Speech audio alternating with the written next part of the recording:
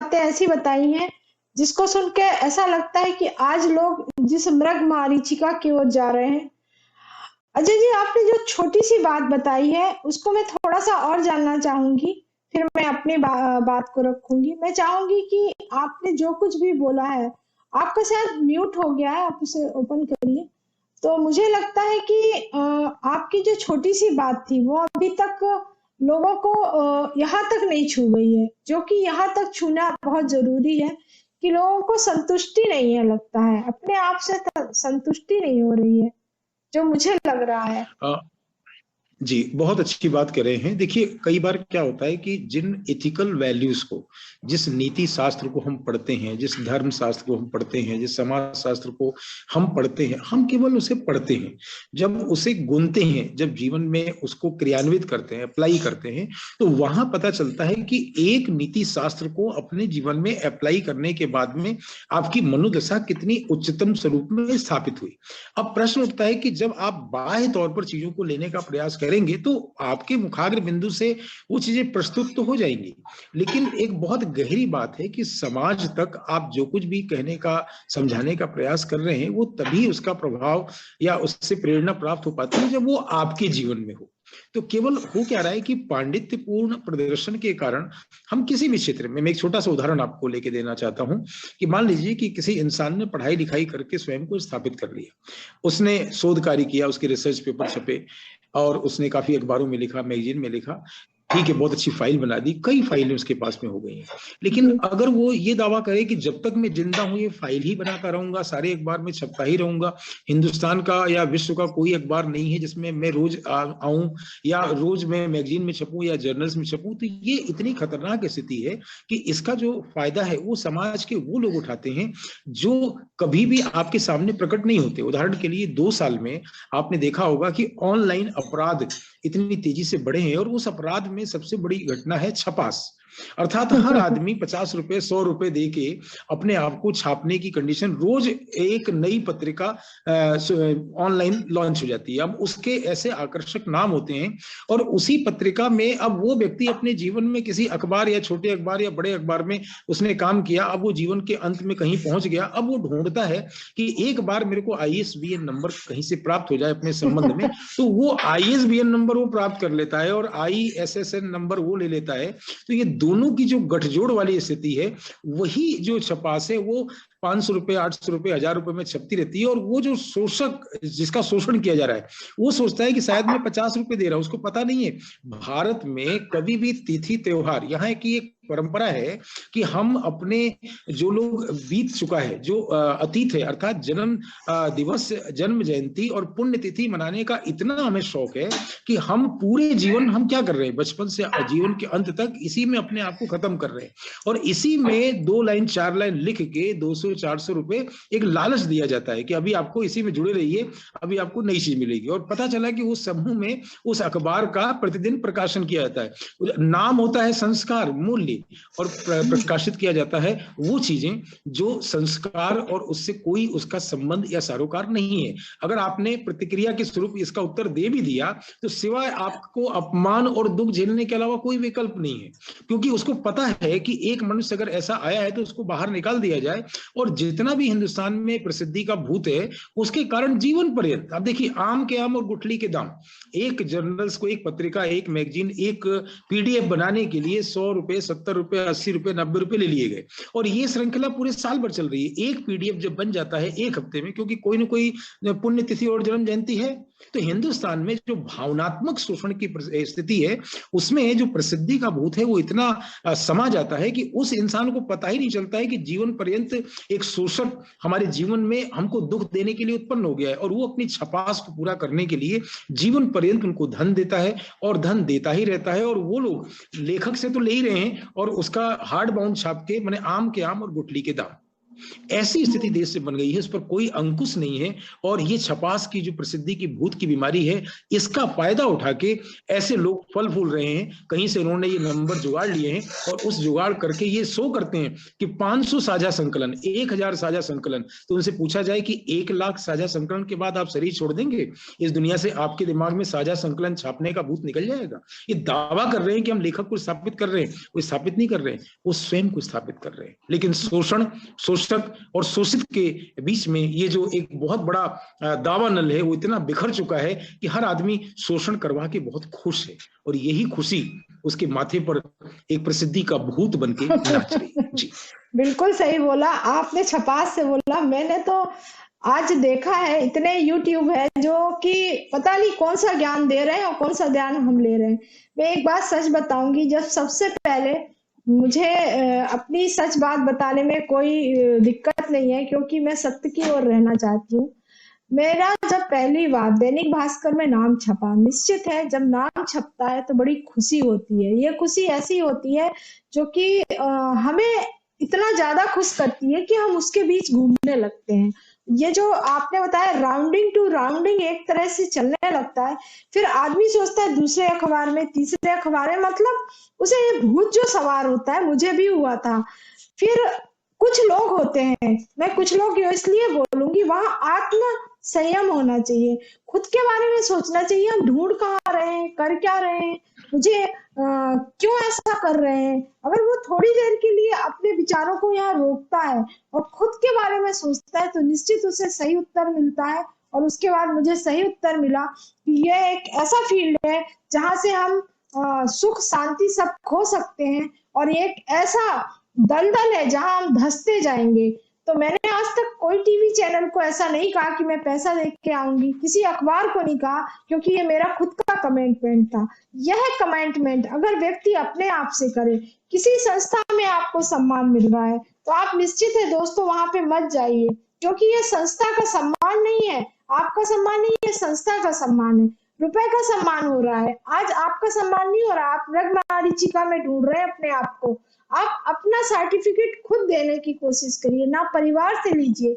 मैं बार बार हर फीमेल को खास तौर से कहती हूँ, क्योंकि फीमेल को सिद्धि मिलना बहुत मुश्किल है, उसके लिए बहुत सारा दलदल डला हुआ है। चाहे आज कोई यूनिवर्स में जाने वाला कोई लड़की और फीमेल हो, चाहे मैं कोई फिल्म हीरोइन हो, या कोई कह सकते नेता हो, इन सब के ऊपर एक ऐसा जादू चला है इस सब चीजों का। ये राहु का काल है। राहु का काल जो होता है, व्यक्ति जो होता है वो दिखता नहीं है, जो नहीं होता है वह दिखता है। आज मीडिया बिक चुका है, इसलिए बिक चुका है क्योंकि उसे भी प्रसिद्धि की भूख है। आज रेटिंग के लिए लोग जा रहे हैं कि हमारी रेटिंग ऊपर हो जाए। मतलब क्या कर रहे हैं लोग, किस लिए कर रहे हैं, ये भूत कैसे उतरेगा, इसका तो मुझे नहीं लगता है कि जब तक राहु का प्रभाव रहेगा तब तक तो रहेगा। जब गुरु तत्व आता है यहाँ पर, तब व्यक्ति को सेल्फ कॉन्फिडेंस, सेल्फ की संतुष्टि गुरु भी खराब करता है। अति महत्वाकांक्षा से भी लोग बाग ऐसा करते हैं, हर ग्रह से ऐसा होता है। अगर सूर्य है, तो आपको ईगो रहेगा हमेशा कि मेरे को छपना है या मुझे आगे आना है। मंगल भी सेनापति है, वह भी कहता है लड़ाई झगड़ा करके आगे आ जाएगा। आप देखिए कितने सारे जगह लोग बाग फाइटिंग करके आगे आ जाते। अच्छी चीजों में नहीं करेंगे कि आप कहीं चढ़ रहे हैं, कहीं ट्रैकिंग कर रहे हैं, वहां की प्रसिद्धि नहीं चाहिए। लोगों को छोटे छोटे यूट्यूब चैनल चल गए, इंस्टाग्राम में लेडीज नाच रही, जाने क्या कर रही है, मुझे तो समझ ही नहीं आ रहा है कि क्यों ऐसा कर रही है। कला आपकी क्लासिकल होना चाहिए, कला आपके मधुर में होना चाहिए, कला आपके अंदर जो भी है उसे निकालने के लिए कुछ अच्छे प्लेटफॉर्म होना चाहिए, ना कि आपके लिए इस तरह से कि कुछ भी हो रहा है। देखिए हीरो हीरोइन लोग को उनका प्लेटफॉर्म है, उन्हें डांस करने दीजिए, क्यों करने दीजिए, क्योंकि वो उनका फील्ड है। अगर वो शुक्र का काम कर रहे हैं तो शुक्र के कई काम है, आप म्यूजिक है, आप कई चीजें कर सकते हैं, पर लोग नहीं कर रहे हैं। जहां वाणी से एंकरिंग करना, अच्छी एंकरिंग करिए ना, अच्छी भाषा बोलिए ना, आप कुछ भी कर रहे हैं। आज इतना सारा प्रसिद्धि का जो भूत मुझे दिखाई दिया, सही ज्ञान नहीं मिल रहा है लोगों को, बहुत कंफ्यूज है लोग बाग, कौन सा चैनल देखे, कौन सा नहीं देखे, कौन सा यूट्यूब देखे नहीं देखे, कोरोना की कौन सी दवाई सही है, कौन सी गलत है। आज इतना बिखर गया व्यक्ति। एक दिन ऐसा आएगा जय जी, मैं यार इस मन से बोल रही हूँ कि सब लोग सब कुछ देखना बंद कर देंगे, आखिरी में वो रेडियो पे आ जाएंगे और वहीं से फिर से एक नए युग की शुरुआत होगी, जो कि अब खत्म हो गई है। मुझे नहीं लगता है कि लोगों के अंदर अभी मानवता बची है। आप लोग अगर फीमेल्स डे है वहां जाएंगी स्टेज में, आपको ये इनाम मिल रहा है, आपको ये मैंने कितने सर्टिफिकेट इसलिए नहीं छोड़े हैं, मुझे ऐसा लगा मैं उस लायक नहीं हूँ तो मुझे नहीं जाना चाहिए। आप अपना वैल्यूएशन करिए, तब जाइए उस क्षेत्र में, तब आप करिए, तब आप ज्ञान दीजिए। सब चीजें बहुत जरूरी हैं और कोई बनावट नहीं करिए। एक सादगी ही सबसे बड़ा सौंदर्य है और सादगी की भाषा ही संतुष्टि है, मुझे ऐसा लगता है। मुझे कहना पड़ रहा है कि जो शनि का युग चलेगा या गुरु का युग चलेगा वो काफी न्याय वाला होगा और लोग बाग इन सब चीजों से निकल जाएंगे और निश्चित है निकलना भी चाहिए। इसलिए हम लोगों ने ये कार्यक्रम रखा है दोस्तों कि आप अपने लिए अपना मार्गदर्शन करिए और आप इस छपास के युग में, इस यूट्यूब के युग में अपने आप को पहचानिए और नए रूप से आइए और अपना खुद का टैलेंट, अपने खुद का जमीर को मत मारिए, नहीं तो आप पागल हो जाएंगे। सही कह रहे हैं कि नहीं, बताइए अजय जी। बहुत अच्छी बात आपने कहा कि प्रिंट मीडिया के बाद में सोशल मीडिया का जो भूत है वो बहुत तेजी से लोगों के दिमाग में आया है, और इसलिए सोशल मीडिया के प्रति जो लोगों का जुड़ाव है इतना ज्यादा हो गया है कि वो अपनी सुध-बुध भूल गए हैं। वो क्यों इस दुनिया में आए थे, क्या उनको करना है, कहाँ जाना है। और उसी का परिणाम हुआ कि आज देखिए कई बार मान लीजिए कि मैं इस बात को बोल रहा हूँ तो एक प्रश्न आ सकता है ऑडियंस की ओर से कि भाई आपको शायद प्रसिद्धि का भूत नहीं लगा इसलिए आपको इस आनंद का पता नहीं है। तो कई बार हम लोग भी जाने अनजाने, मान लीजिए कोरोना काल में मैंने 500 सेमिनार कर लिए या 300 कर लिए, 400 कर लिए, तो ये जो 300 से 500 सेमिनार है उसका जो सर्टिफिकेशन आया उसको निकालने के लिए भी 5 से 10,000 रुपए चाहिए।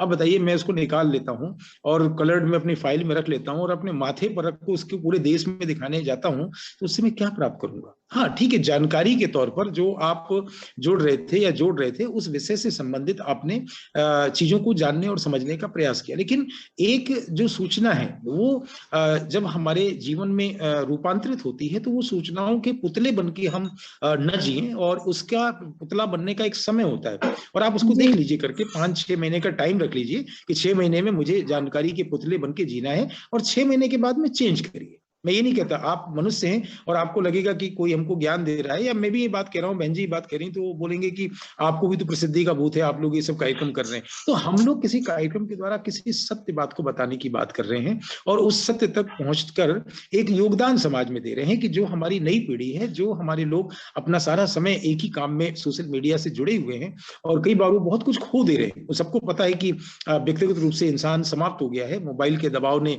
जीवन को खत्म कर दिया है, पारिवारिक संबंध टूट गए हैं, सामाजिक जुड़ाव खत्म हो गया। इवन एक व्यक्ति बहुत अच्छे से हंस भी नहीं पा रहा है, खेल भी नहीं पा रहा है, एक दूसरे के साथ जुड़ नहीं पा रहा है। छोटे छोटे खेलों को अगर हम देखें तो गिल्ली डंडा है, सितोलिया है, कैरम बोर्ड है, बैडमिंटन है, फुटबॉल है, क्रिकेट है, ये सब हमारे जीवन से ऐसे दूर हो गए जैसे कि अब केवल मॉल में जाके इनको हम देख सकते हैं। अगर किसी ने मॉल वाले ने बोल दिया खेल का सामान हमारी ओर से गिफ्ट है, तो आप बोलेंगे नहीं नहीं नहीं, मेरे को तो प्रसिद्धि का भूत इतना ज्यादा है कि ये मैं फ्री में भी ले जाके क्या करूंगा, क्योंकि ये तो केवल एक शोकेस में रखने वाली बात है। तो ये आपको जिंदा रखती है। मुझे भी अपने मेरे बड़ों ने समझाया कि बेटा अपने जीवन में मनोविज्ञान से बाहर निकलो, कुछ देर खेल लो, कुछ देर आनंद ले लो। तो कहने का अर्थ ये है कि जिंदगी की राहों में रंजोगम के मेले हैं और भीड़ है कयामत की, फिर भी हम अकेले हैं। तो ये एक शायर ने जो बात कही तो मुझे लगा कि उस भीड़ में क्यों आप अकेले हो, क्यों? क्योंकि अपने आप से आप पूछते हो, गूगल देवता से आप पूछते हो कि पूरे ब्रह्मांड के अंदर, अखिल ब्रह्मांड में कितने % मनुष्य हैं, तो 1% भी नहीं है। धरती पर कितने हैं, तो वहां भी 1% नहीं है। तो जब 1% भी मानव का अस्तित्व इस दुनिया में नहीं है, तो उसमें आप प्रसिद्धि के भूत से स्वयं को क्यों समाप्त कर रहे हैं? अपने आप से स्नेह करिए, अपने आप से प्यार करिए, अपने सातु चक्र के प्रति अवेयर रहिए, अपने आत्मगत चिंतन को बढ़ाने का प्रयास करिए और कहीं ना कहीं उच्चता की ओर जाइए। आप देखेंगे कि ये उच्चता आपके मानव होने का बहुत बड़ा प्रमाण है। आपको आनंद आएगा कि मनुष्य जो जीवन मिला है इसको मैं जी रहा हूं। तो जी भर के अगर आप जीते हैं तो उसके लिए आपको प्रसिद्धि के भूत से बाहर निकलना ही पड़ेगा। जी जी, बहुत अच्छी बात। हमारे वैदिक काल से भी यही बात कही गई है कि तप का घमंड नहीं करें, यज्ञ करके असत्य वचन ना बोले, पीड़ित की निंदा ना करें, दान देकर प्रकट ना करें। तो ऐसा ही है, आप फेमस हो जाइए, मुझे उससे कोई एलर्जी नहीं कि आप फेमस हो रहे हैं, पर फेमस होने के पीछे आपका लॉजिक समझ में आना चाहिए कि आप किस तरह से अपने आप को स्थापित कर रहे हैं। क्योंकि अगर आपकी आइडेंटिटी दूसरे लोग बना रहे हैं तो ज्यादा अच्छा है, परंतु आप खुद को प्रकट मत करिए। ये आपका सेल्फ कॉन्फिडेंस होना चाहिए जो आपको स्थापित करेगा। विवेकानंद ने इसलिए नहीं बोला था या बुद्ध ने इसलिए नहीं किया था कि उनको प्रसिद्धि चाहिए थी, उनके जाने के बाद प्रसिद्धि हुई है। तो आप भी ऐसा कुछ करिए समाज में, देश में, कि वह जाने के बाद भी लोग बाग आपको कहें कि आपके अंदर कुछ था या कुछ चीजें हैं जो कि आपको समाज में चेंज ला सकी। क्योंकि जब हम परिवार में अपने चेंज नहीं कर पाते हैं तो सोचिए समाज में हम किस तरह चेंज करेंगे। बड़ी विचित्र सी बात होती है कि लोग बाग सोचते हैं पूरा देश का ठेका ले लेंगे, पूरा समाज का ठेका ले लेंगे, पर घर का ठेका नहीं ले पाएंगे, क्योंकि घर में ही उनकी इतनी विचित्रता रहेगी कि लोग उससे ही नहीं निकल पाते तो समाज को कैसे ठीक कर पाएंगे। आज बहुत बड़ी समस्या यही हो गई है कि लोग समाज का ठेका तो ले लेते हैं, अपने परिवार का, अपना खुद का ठेका नहीं ले पाते हैं। और साथ ही साथ मैं यही भी कहूंगी कि आप अपनी आइडेंटिटी खुद बनाइए, किसी हीरो हीरोइन को मत बनाइए, आप किसी नेता को मत बनाइए। उनका अपना कल्चर है, उनका अपना चीजें हैं। आप अपनी आइडेंटिटी ऐसे बनाइए कि लोग आपको फॉलो करें, आपको ब्लॉक ना करें। ऐसी हम चाहते हैं कि ऐसा ही होना चाहिए। और ये हर राशि में अलग अलग तरह की क्वालिटी होती है। मैंने जो ज्योतिष में देखा है, प्रसिद्धि का कारक दसम भाव होता है। दसम भाव अगर चतुर्थ में बैठ जाए तो ऐसा व्यक्ति जमीन से प्रसिद्धि पाता है। जमीन यानी अर्थ से जुड़ी हुई प्रसिद्धि होती है उसकी, ना कि हवा हवाई होती है। तो ये बहुत डीप की बातें हैं जो एस्ट्रोलॉजिकली हम लोग देख पाते हैं कि आपको फेमस कहाँ से होना है। चंद्र जहाँ बैठता है 10वीं में वो आपको प्रसिद्धि देता है आपके कलाओं से संबंधित। सूर्य आपको आपकी कार्यशैली से देगा, आपके अपने टेम्परामेंट से देगा। वही मंगल आपको लीडिंग करके देगा प्रसिद्धि। बुद्ध आपको वाणी से दे देगा, आपके व्यापार से प्रसिद्धि दे देगा। वहां पर अगर गुरु बैठ जाएगा तो आपको अपनी विवेकशीलता से, विवेक यानी आपका खुद का कितना आप हर जगह छल कपट नहीं कर सकते हैं। शुक्र की प्रसिद्धि अलग तरह की होगी, शुक्र अलग तरह की प्रसिद्धि देगा, ग्लैमर की प्रसिद्धि देगा। वहीं पर आपको सुंदरता की प्रसिद्धि दे सकता है।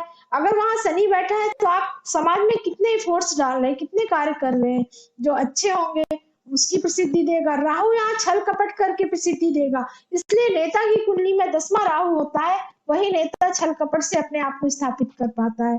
केतु, आप जैसे अभी बोल रहे थे, केतु की बात यहाँ करना जरूरी है।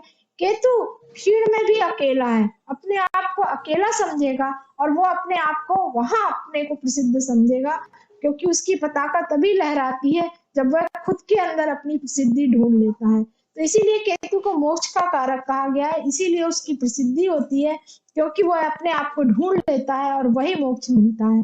तो मैं इस शब्दों के साथ कहना चाहूंगी, अवसर मत ढूंढिए, आपके आपके अंदर आपकी प्रसिद्धि है और उसे आप ढूंढ लीजिए। और निश्चित है यह प्रसिद्धि आपकी जन जन्मांतर की प्रसिद्धि होगी। ये डीएनए जैसे होता है, प्रसिद्धि का भूत डीएनए में भी मिलता है। मैंने देखा है कई लोग पीढ़ी दर पीढ़ी प्रसिद्ध हो जाते हैं, जैसे हरिवंश राय बच्चन, अमिताभ बच्चन की बात कर रहे हैं। तो इन लोगों को पीढ़ी दर पीढ़ी मिल रहा है, क्यों? इनके डीएनए में कुछ चीजें होती हैं जिसे साइंस ने देखा है और समझा है, और हम लोगों ने एस्ट्रोलॉजिकली देखा है।